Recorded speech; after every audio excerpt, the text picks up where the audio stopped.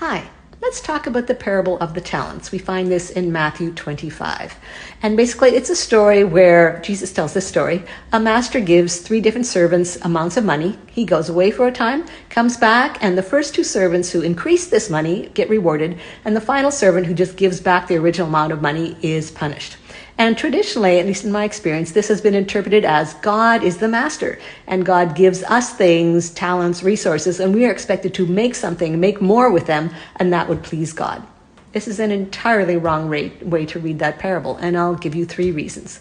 The first one is that this kind of a storytelling rule of three, in which you present three things or three characters, and the first two are usually failures in some way, and the final one is the one that we need to pay attention to. There's a success, and usually with a twist. So Good Samaritan is one example of these. The first two characters are failures, and the final character is success with a twist. So that's what we need to pay attention to there. The second thing is this idea of the master demanding that one of these slaves would get him some interest at least.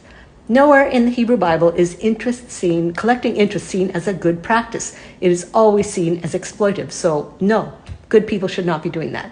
And the final thing is the master is portrayed as harsh and reaping where he did not sow. So basically another example of exploitation and taking advantage of people. So let's rethink how we interpret that, okay?